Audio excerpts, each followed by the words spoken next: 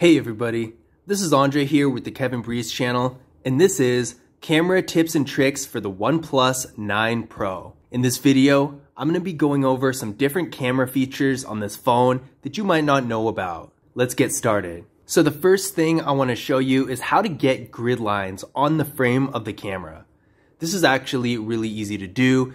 It's a super useful feature for if you're trying to line something up, whether you're trying to get something level or center it. It definitely makes it easier to see where exactly things are going to be showing up in the frame. So what you're going to do is hit these three dots right here, go to settings, and grid is right here under general, more towards the bottom. Hit that, and you have a few different options to choose from. 3x3, 4x4, golden ratio. Really, it doesn't matter a whole lot. It's just whatever one works best for you. They all do basically the same thing. So once you select one, go back to the frame and it's going to be there. This is golden ratio, but you can choose whatever grid you feel most comfortable with. And then once you're done with it, once you take the picture, you can just go back to settings, go back to where the grid is and just turn it right off and it's going to be gone. Now the next thing I'm going to show you is how to change the resolution in video mode.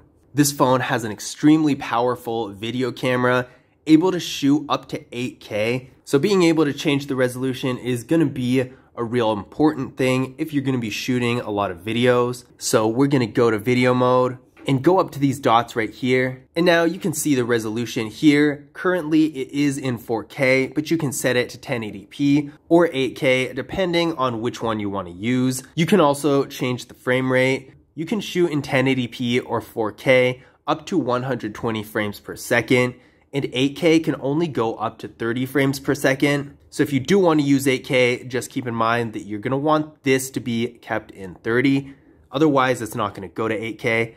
Another thing that's really important that you should definitely keep in mind is that the higher the resolution is, the bigger the file is going to be. So even though this phone has 256 gigabytes of internal storage, if you're shooting long 8K videos, that's going to be filled up in no time. So be aware of that and be sure to cut up your longer videos into little clips if you can, just so you can transfer everything off of your phone before it gets full, because you wouldn't want it to cut out in the middle of a video because you ran out of space. Now on the subject of video files being really large and taking up a lot of space, the next thing I'm going to talk about is high efficiency videos. A high efficiency video is basically a different type of file that takes up less space than a normal video file that comes out as an MP4. Now the only drawback with this type of file is that it's not compatible with everything. So before you do this, be sure you know whether or not it's compatible with what you're doing. Now to get high efficiency videos, we're going to hit these dots up here, go to settings. Under video, we're going to see high efficiency video. Select that, and now instead of MP4s, video files are going to come out as HEVCs and save some space. It's definitely a useful feature if you're going to be shooting a lot of videos, because if the editing software you use to put videos together is compatible with them, then you can always export the final product as whatever file you want, but still have the convenience of having the smaller, more compact files while you're actually on the phone shooting them. The next thing I'm going to show you is a camera mode called tilt shift. Tilt shift mode is really similar to the portrait mode in the sense that it blurs out part of the picture and has the other part in focus. Now you can customize the degree of the blur to fit whatever your taste is, and then of course just take the picture. It's a real cool feature if you want to get a more abstract look and have that cinematic effect on your pictures.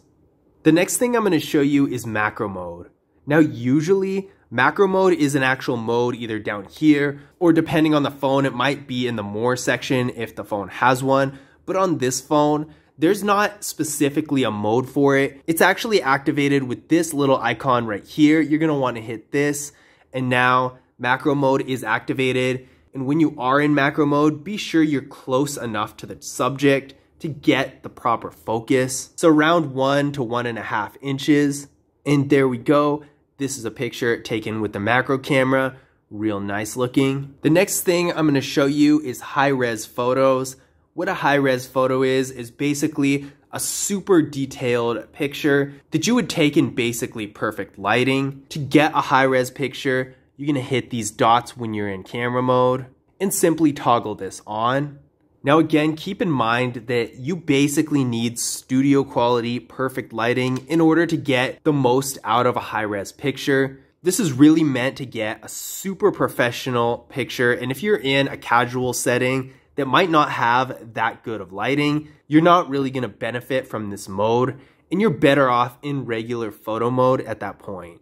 The next thing I'm gonna show you is portrait mode. Portrait mode is a real easy feature to use, and of course it's super popular. So we're gonna go here.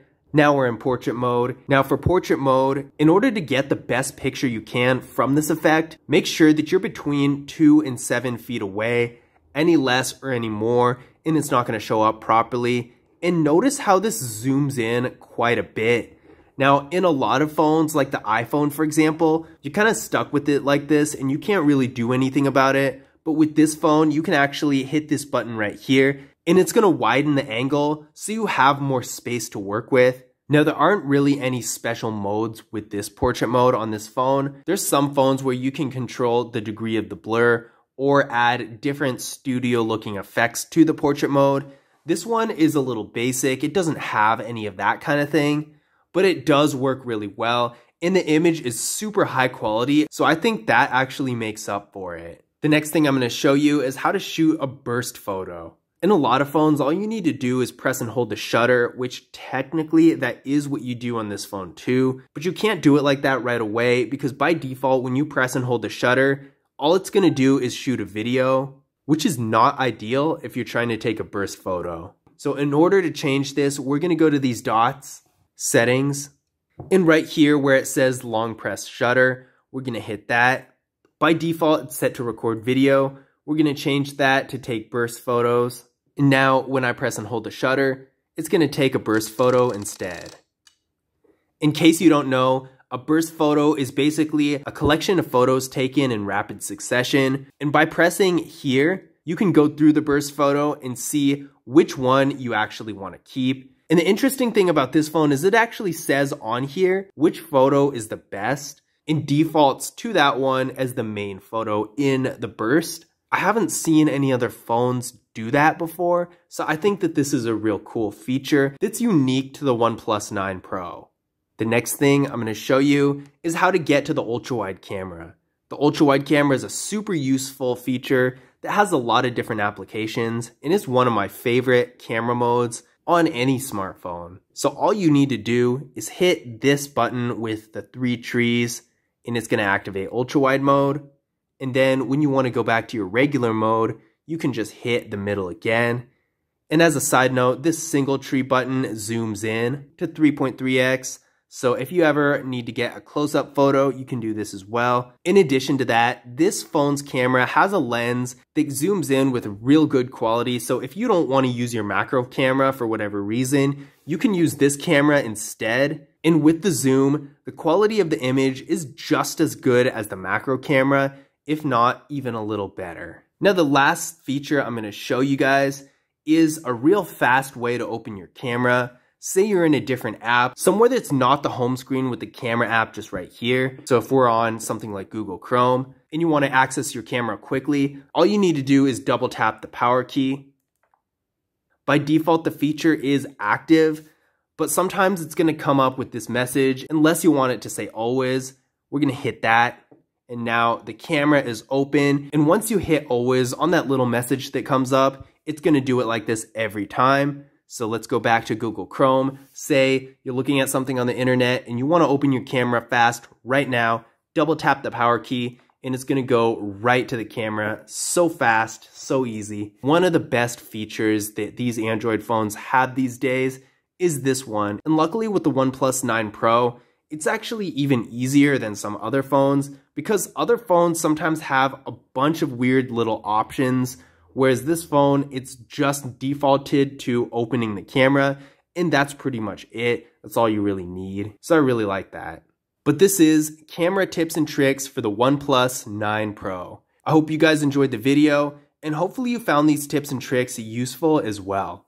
If you did, be sure to leave a thumbs up and subscribe, and I'll see you guys in the next video.